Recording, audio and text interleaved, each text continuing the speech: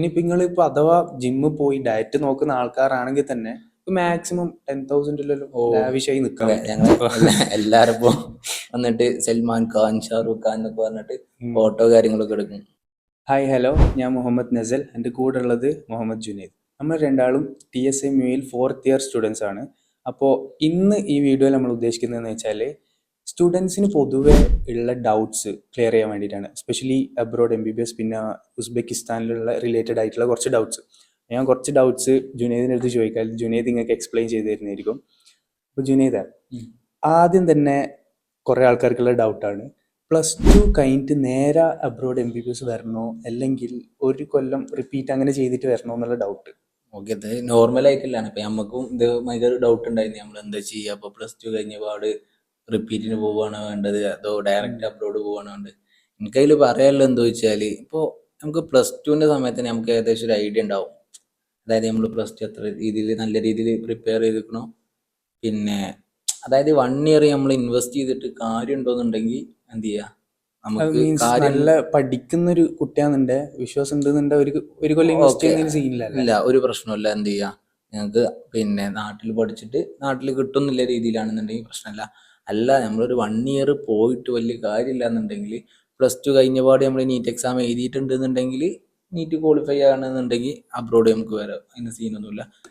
പിന്നെ വേറെ ഡൗട്ട് എന്ന് വെച്ചാൽ ഉസ്ബെക്കിസ്ഥാനാണല്ലോ ഇപ്പം നമ്മളുള്ളത്. അപ്പോൾ ഇവിടുത്തെ ഫീസ് സ്ട്രക്ചറും കാര്യങ്ങളും എക്സ്പ്ലെയിൻ ചെയ്ത് കൊടുക്കാൻ പറഞ്ഞു. മീൻസ് നോർമലി വരുന്ന, അതായത് ഉസ്ബെക്കിസ്ഥാനിൽ ഇപ്പോൾ ഫീസ് സ്ട്രക്ചർ പറയുമ്പോൾ ഇപ്പോൾ വരുന്നത് സെമസ്റ്ററിന് 1,50,000 താഴെ ഉസ്ബെക്കിസ്ഥാനിൽ നമുക്ക് എന്ത് ചെയ്യാൻ പറ്റും, പഠിക്കാൻ വേണ്ടിയിട്ട് പറ്റും. അപ്പോൾ അവിടുത്തെ ലിവിങ് എക്സ്പെൻസും എല്ലാം കൂടെ കൂട്ടിയിട്ടാണെന്നുണ്ടെങ്കിൽ നമ്മൾ 6 വർഷം പഠിച്ചിറങ്ങുമ്പോഴത്തേന് ഏകദേശം ഒരു 35 ലക്ഷം കൊണ്ടൊക്കെ എന്ത് ചെയ്യാൻ പറ്റും നമുക്ക് സുഖമായിട്ട്. ഞാൻ എല്ലാ എക്സ്പെൻസും കൂടെ ഉണ്ട് പറഞ്ഞു. ട്യൂഷൻ ഫീ, അതുപോലെ തന്നെ നമ്മളെ ഹോസ്റ്റല്, രജിസ്ട്രേഷന്, വിസ, അതുപോലെ തന്നെ ഫ്ലൈറ്റ് ടിക്കറ്റ് എല്ലാം കൂടെ ഒരു 35 ലാഖിലൊക്കെ എന്തായാലും കംപ്ലീറ്റ് ഇടാം. വേറെ വരുന്ന ചോദ്യം എന്ന് വെച്ചാൽ ഇപ്പോൾ TSMUയിലാണെങ്കിൽ അല്ലെങ്കിൽ ഉസ്ബെക്കിലുള്ള യൂണിവേഴ്സിറ്റീസ് NMC റൂൾസ് പാലിക്കുന്നുണ്ടോ എന്നുള്ളതാണ്. അതായത് NMC റൂൾസ് എന്ന് പറഞ്ഞാൽ, അതായത് എല്ലാ യൂണിവേഴ്സിറ്റീസും, അതായത് ഇപ്പം നമുക്കിവിടെ അറിയുന്ന എല്ലാ യൂണിവേഴ്സിറ്റീസും എന്ത് ചെയ്യുന്നുണ്ട്, NMCന്റെ എല്ലാ ഗൈഡ് ലൈൻസും പാലിക്കുന്നുണ്ട്. അതായത് മെയിൻ ആയിട്ടുള്ളത് 54 മന്ത് ഡ്യൂറേഷന്, അതുപോലെ തന്നെ ലാംഗ്വേജ് ഇംഗ്ലീഷിലാണ് ഇവിടെ എക്സാം നടക്കുന്നത്, പിന്നെ ക്ലാസ് കാര്യങ്ങളൊക്കെ ഉള്ളത്. ഇതുപോലത്തെ എല്ലാ റൂൾസും എന്ത് ചെയ്യുന്നുണ്ട് ഇവിടെ യൂണിവേഴ്സിറ്റീസ് ഒക്കെ. ഇത് നമ്മൾ നല്ലോണം ചെക്ക് ചെയ്യണല്ലോ, കാരണം NMC റെക്കഗ്നൈസ്ഡ് അല്ലെങ്കിൽ. അതായത് നമ്മളൊരു യൂണിവേഴ്സിറ്റി സെലക്ട് ചെയ്യുമ്പോൾ എല്ലാ കാര്യങ്ങളും നമ്മൾ നോക്കണം. NMCന്റെ റൂൾസ് എല്ലാം ഫോളോ ചെയ്യുന്നുണ്ടോ, അതുപോലെ തന്നെ എല്ലാവിധ അപ്രൂവലും നമ്മൾ പഠിക്കാൻ പോകുന്ന യൂണിവേഴ്സിറ്റിക്ക് ഉണ്ടോ, അങ്ങനത്തെ കാര്യങ്ങളൊക്കെ നമ്മൾ ചെക്ക് ചെയ്യണം. ഈ ഇടയായിട്ട് നമ്മൾ FMG എക്സാം കഴിഞ്ഞിട്ടുണ്ടല്ലോ, അപ്പോൾ അതിൽ നമുക്ക് തോന്നുന്നത് ഏകദേശം ടോപ്പിൽ അങ്ങനെ വരുന്നുണ്ട് ഉസ്ബെക്കിസ്ഥാന്. അതെ, പിന്നെ ഇന്ത്യയിൽ തന്നെ ഏറ്റവും കൂടുതൽ FMG പാസ് പെർസെൻറ്റേജ് ഉള്ളത് ഉസ്ബെക്കിനല്ലേ, 40% അങ്ങനെ എന്തോ സംതിങ് പെർസെൻറ്റേജ് എന്ത് വന്നിട്ടുണ്ട്, ഉസ്ബെക്കിസ്ഥാൻ പാസ് പെർസെൻറ്റേജ് വന്നിട്ടുണ്ട്. കമ്പാരിറ്റീവ്ലി കുറച്ച് സ്റ്റുഡൻസ് ആണ് എഴുതിയിട്ടുള്ളതെന്നുണ്ടെങ്കിലും ആ സ്റ്റുഡൻസിന്റെ ഇടയിൽ തന്നെ അത്യാവശ്യം നല്ല രീതിയിൽ തന്നെ എന്ത് വന്നിട്ടുണ്ട്, ഉസ്ബെക്കിസ്ഥാനിന് FMG പാസ് പെർസെൻറ്റേജ് വന്നിട്ടുണ്ട്. വേറെ വരുന്നതെന്ന് വെച്ചാൽ ഇവിടുത്തെ ക്ലിനിക്കൽ എക്സ്പോഷറും നാട്ടിലത്തെ പോലെ കിട്ടുന്നുണ്ടോ അതോ ഇല്ലേ, അങ്ങനെയുള്ള ഡൗട്ടാണ്. നാട്ടിലത്തെ അത്രയൊന്നും നമുക്ക് പറയാൻ പറ്റില്ല. നമ്മളിപ്പോൾ പഠിക്കുന്നത് തഷ്കനിൽ അത്യാവശ്യം ഏകദേശം 33 മില്യൺ ആളുകൾ എന്ത് ചെയ്യുന്നുണ്ട്, പഠിക്കുന്നുണ്ട്. പിന്നെ ആളുകൾ പഠിക്കുന്നില്ല, പോപ്പുലേഷൻ. ഓക്കെ, അപ്പോൾ അതുകൊണ്ട് തന്നെ നമുക്ക് അത്യാവശ്യം നല്ല രീതിയിൽ ക്ലിനിക്സ് കിട്ടുന്നില്ല. ഇപ്പൊ നമ്മൾ ഫസ്റ്റ് ഇയർ പിന്നെ ഇപ്പൊ തന്നെ നമ്മൾ സർജറി കാര്യങ്ങളൊക്കെ കണ്ട് നമുക്ക് ക്ലിനിക്സ് പിന്നെ ക്ലാസ്സസ് ഒക്കെ എന്ത് ചെയ്യുന്നുണ്ട്, ഫസ്റ്റ് ഇയർ മുതൽ തന്നെ നമുക്ക് ആഡ് ആയിട്ട് വന്നിട്ടില്ലേ. നമുക്ക് അത്യാവശ്യം ക്ലിനിക്കൽ എക്സ്പോഷർ ഇവിടെ പഠിക്കുന്ന സ്റ്റുഡൻസിനോട് ചോദിച്ചാൽ അറിയാം, അത്യാവശ്യം. അതായത് അബ്രോഡ് കമ്പയർ ചെയ്യുമ്പോൾ എനിക്ക് തോന്നുന്നത് ഏറ്റവും ബെറ്റർ ആയിട്ട് കിട്ടുന്നത് ഉസ്ബെക്കിസ്ഥാൻ. നമ്മൾക്ക് ഫസ്റ്റ് ഇയർ നമ്മൾ വന്നപ്പോൾ തന്നെ എക്സ്ട്രീം ഇത് കണ്ടിട്ടില്ലേ, ലൈക്ക് മറ്റേ ഡയബറ്റീസ് എല്ലാം വന്ന് ലെഗ് ആംബുട്ടേഷൻ കാര്യങ്ങളൊക്കെ കണ്ട് അത് നോക്കുമ്പോൾ ഫസ്റ്റ് ഇയറിൽ തന്നെ കിട്ടുക എന്ന് പറഞ്ഞാൽ ഒരു നല്ല കാര്യമില്ലേ. വേറെ ഡൗട്ട് എന്ന് വെച്ചാൽ നമ്മളെ ഗേൾസിനും അങ്ങനെയൊക്കെ ഈ കൺട്രി സേഫ് ആണോ, മീൻസ് നൈറ്റ് ലൈഫ് അവർക്ക് ഇതൊരു ബാധ്യത ആവുമോ ഇല്ലേ എന്നുള്ള.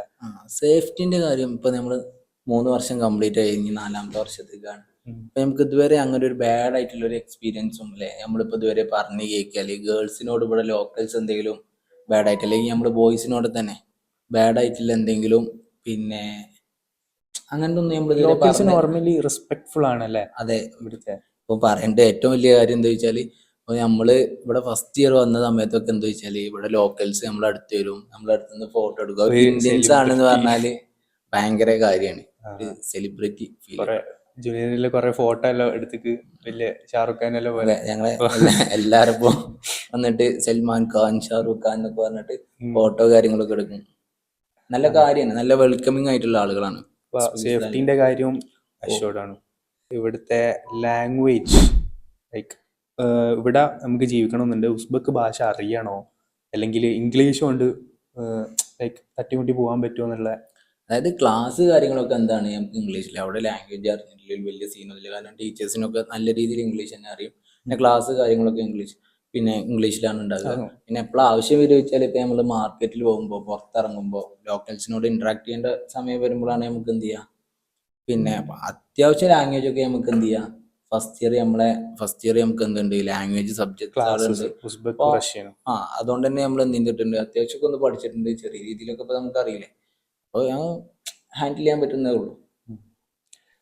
പിന്നെ വരുന്ന ഡൗട്ട് എന്ന് വെച്ചാൽ ഇവിടെ നമ്മളെ ലിവിങ് എക്സ്പെൻസ് നമുക്ക് എത്ര വരും മന്ത്ലിയോ അങ്ങനെയെല്ലാം നോക്കുമ്പോൾ? ഒരു നോർമൽ ആയിട്ടൊക്കെ ആണെന്നുണ്ടെങ്കിൽ ഇപ്പൊ നമുക്ക് വരുന്നത് ഒരു 6,000-5,000 രൂപ ഉണ്ടെന്നുണ്ടെങ്കിൽ ഇവിടെ സുഖമായിട്ട് നിൽക്കാം. കാരണം ഇവിടെ നമ്മൾ നിൽക്കുന്നതൊക്കെ എന്താണ്, സെൽഫ് കുക്കിംഗ് ആണ് നമ്മൾ ചെയ്യുന്നത്. 4-5 പേരൊക്കെ നിന്നിട്ടാണ് എന്ത് ചെയ്യുന്നത്, നമ്മൾ ഫുഡ് ആക്കുന്നത്. അപ്പൊ നമുക്ക് എന്തായാലും അല്ലാത്ത എക്സ്പെൻസ്, എല്ലാ എക്സ്പെൻസും കൂടെ കൂട്ടിയിട്ട് നമുക്ക് ആകെ ഒരു 7 to 8 മാക്സിമം 7,000 to 8,000 ഒതുങ്ങും. പിന്നെ എങ്ങനെയാണ് ഇവിടെ അത് ഓരോരുത്തരെയും ഡിപ്പെൻഡ് ചെയ്താണ്ട് കിട്ടും. ഇപ്പോൾ ഫുൾ ടൈം പുറത്തുനിന്ന് ഫുഡ് കഴിക്കുക അങ്ങനെയൊക്കെ ആണെന്നുണ്ടെങ്കിൽ അതിനനുസരിച്ച് ബഡ്ജറ്റ് കൂടും. പക്ഷെ അത്യാവശ്യം ബഡ്ജറ്റ് നോക്കുമ്പോൾ 6,000 to 7,000 അങ്ങനെ നിൽക്കും. പിന്നെ ഇപ്പൊ നിങ്ങൾ ഇപ്പൊ അഥവാ ജിമ്മിൽ പോയി ഡയറ്റ് നോക്കുന്ന ആൾക്കാരാണെങ്കിൽ തന്നെ മാക്സിമം 10,000 ലാവിഷായി നിൽക്കാൻ പറ്റും. ലൈക്ക് 10,000 കാര്യങ്ങളൊക്കെ നോക്കുന്നുണ്ട്, ഇത് നോക്കുന്നുണ്ടെങ്കിൽ തന്നെ ആ ഒരു ഇതിൽ പോകാൻ പറ്റും. ഈ intake means I mean NEET students എല്ലാവരും പ്രിപ്പയർ ചെയ്തിട്ട് ഇനി പുറത്തു പോകാൻ നിൽക്കുന്നുണ്ട് കുറേ പേര്, പിന്നെ നാട്ടിൽ തന്നെ പഠിക്കാനൊക്കെ നിൽക്കുന്നുണ്ട്. അപ്പോൾ കുറേ പേര് നീറ്റ് എഴുതാണ്ട് വരാൻ പ്ലാൻ ഉണ്ട്, പിന്നെ നീറ്റ് എഴുതി കഴിഞ്ഞിട്ട് വരുന്നുണ്ട്. ഓക്കെ, അപ്പോൾ ഇവരോട് എന്താ പറയാനുള്ളത്, ലൈക്ക് ഏതായിരിക്കും? അതായത് ഈ കാര്യത്തിൽ എന്ത് ചെയ്യണം, നമ്മൾ നല്ലോണം ശ്രദ്ധിക്കണം. യൂണിവേഴ്സിറ്റി നമ്മൾ ചൂസ് ചെയ്യുമ്പോൾ ശ്രദ്ധിക്കേണ്ട കാര്യങ്ങൾ പറഞ്ഞ മാതിരി തന്നെ നമ്മൾ പറഞ്ഞ കാര്യമാണ് എന്ത്, നമ്മൾ നീറ്റ് എക്സാം പാസ്സാകാതെ പോകുമ്പോൾ ഇപ്പോൾ ഏജൻസിക്കാർ അഡ്മിഷൻ ക്ലോസ് ആകാൻ വേണ്ടിയിട്ട് എന്ത് ചെയ്യും, പല കാര്യങ്ങളും പറയും. പക്ഷെ എന്ത് ചെയ്യാൻ പറ്റൂല, നമുക്ക് നീറ്റ് എക്സാം ഇല്ല എന്നുണ്ടെങ്കിൽ ഇന്ത്യയിൽ വന്നിട്ട് വർക്ക് ചെയ്യാൻ വേണ്ടിയിട്ട് പറ്റൂല.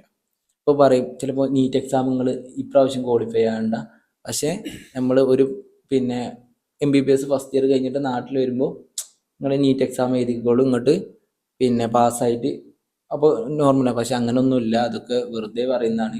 പക്ഷെ നീറ്റ് എക്സാം പാസ്സായിട്ട് മാത്രമേ നമ്മൾ എന്ത് ചെയ്യാൻ പാടുള്ളൂ, പിന്നെ അബ്രോഡ് പോയി പഠിച്ചിട്ട് നമുക്ക് പഠിച്ചാലേ നമുക്ക് നാട്ടിൽ വന്നിട്ട് വർക്ക് ചെയ്യാൻ വേണ്ടി പറ്റുള്ളൂ. കാരണം എന്താ വെച്ചാൽ ഇപ്പോൾ നമ്മുടെ നാട്ടിലെ കേസ് എങ്ങനെയാണെന്ന് വെച്ചാൽ, ഇപ്പോൾ നമുക്ക് ഡിഗ്രിക്ക് അഡ്മിഷൻ കിട്ടണമെന്നുണ്ടെങ്കിൽ +2 ക്വാളിഫിക്കേഷൻ ആണ് അതിൻ്റെ വേണ്ടത്. അപ്പോൾ അതുപോലെ തന്നെ നമ്മൾ MBBS പഠിക്കാൻ പോകുമ്പോൾ നമുക്ക് എന്തിൻ്റെ ക്വാളിഫിക്കേഷൻ വേണം, നീറ്റിൻ്റെ ക്വാളിഫിക്കേഷൻ ഉണ്ടെങ്കിൽ നമ്മൾ MBBS പഠിച്ചു കഴിഞ്ഞിട്ട് നാട്ടിൽ പോയിട്ട് വർക്ക് ചെയ്യാൻ പറ്റുള്ളൂ.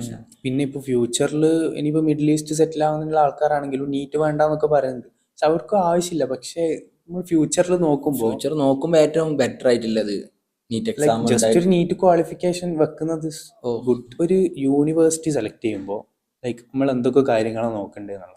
അതായത് നമ്മൾ മെയിനായിട്ട് ശ്രദ്ധിക്കേണ്ട കാര്യം, ഇപ്പം നമ്മൾ ഒരാൾ അബ്രോഡ് പോയി പഠിക്കുന്ന സമയത്ത് ഏറ്റവും കൂടുതൽ ശ്രദ്ധിക്കേണ്ട കാര്യം ഒരു യൂണിവേഴ്സിറ്റി സെലക്ട് ചെയ്യുമ്പോഴാണ്.